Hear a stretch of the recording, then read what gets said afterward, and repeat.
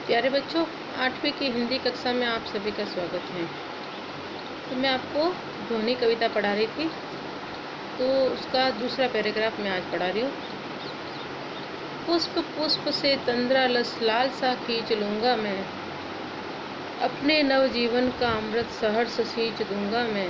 द्वार दिखा दूँगा फिर उनको, है मेरे वे जहाँ अनंत, अभी न होगा मेरा अंत। ये कविता किसने लिखी है?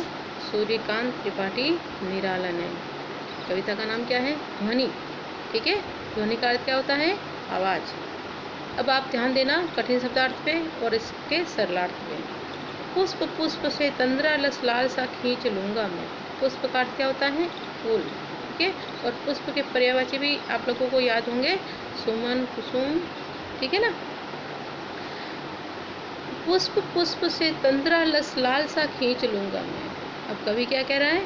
सूर्यकांत त्रिपाठी निराला क्या कह रहे हैं कि पुष्प पुष्प से तंद्रा लाल सा खींच लूँगा मैं। इस बगीचे में जितने भी पुष्प हैं और उन पुष्प पर, तंद्रालस का अर्थ है नींद से अलसाए हुए, नींद से अलसाए, जो पुष्प, जो फूल नींद से अलसाए हुए हैं, अर्थात जो व्यक्ति पिछड़े हैं, यानी जो आलस कर रहे हैं, किसी कारणवश पीछे रह गए हैं, उनसे लालसा, लालसा यानी कुछ पाने की इच्छा। लालसा का अर्थ क्या है? कुछ पाने की इच्छा। यानी इसमें बताया है बगीचे के माध्यम से कि इस बगीचे में जो पुष्प अलसाए हुए हैं, कुछ नहीं यानी मुरझाए हुए हैं, उनसे मैं उनका आलस छीन लूँगा और उनको जागरूक कर लूँगा, उसमें नया उत्साह भरूँगा।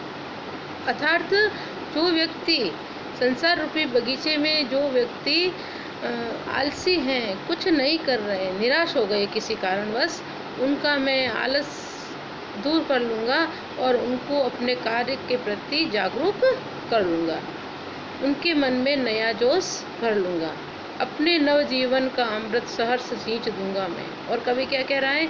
अपने नवजीवन का, यानी जिस तरह से मेरे जीवन में जो नया जोश है, कुछ करने की जो इच्छा है, उसी तरह से मैं उन व्यक्तियों के जीवन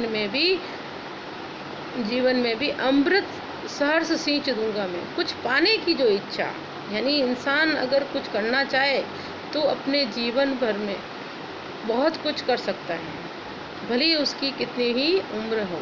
ठीक है, तो वो फूलों के माध्यम से कह रहा है कि मैं उन व्यक्तियों को जो पिछड़े हुए हैं, जो निराश हो गए हैं, उनके जीवन में नया जोश भर दूंगा, उनको खुश कर दूंगा और वो अपना लक्ष्य प्राप्त करने के लिए जागरूक बन जाएंगे। ऐसा मैं कर लूँगा। द्वार दिखा दूंगा फिर उनको, है मेरे वे जहाँ अनंत, अभी न होगा मेरा अंत। मैं उनको ऐसा द्वार दिखा दूंगा, ऐसा रास्ता दिखा दूंगा जहाँ है मेरे वे जहाँ अनंत, यानी मेरे जैसे लोग हैं, उनकी तरफ मैं उनको भेज दूंगा, अभी न होगा मेरा अंत, यानी मेरा अंत अभी नहीं होने वाला है, क्योंकि अभी अभी ही तो आया है मेरे वन में मृदुल वसंत, यानी अभी अभी ही तो मेरे जीवन में वसंत आया है। वसंत का अर्थ क्या होता है? वसंत ऋतु।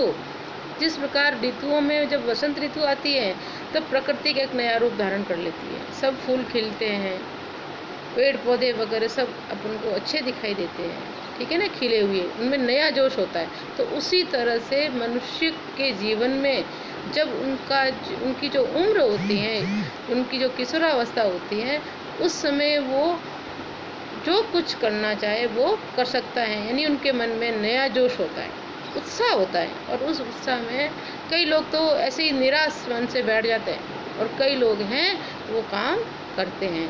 तो इंसान को इसमें यही बताया गया है कि इंसान को कभी भी अपने जीवन में निराश नहीं होना चाहिए और हमेशा आगे बढ़ने की और अपने लक्ष्य को प्राप्त करने की हमेशा कोशिश करनी चाहिए। ठीक है, तो मैंने आपको ये ध्वनि जो कविता है मैं अच्छे से पढ़ा ली हूँ और आपको क्या करना है, इसका पूरा सरलार्थ करना है, कॉपी में कठिन शब्दार्थ भी लिखने हैं। ठीक है, और उसके पीछे जो प्रश्न हैं वो आप समझ के अच्छे से करोगे।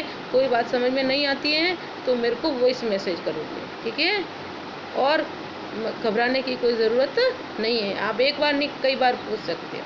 ठीक है।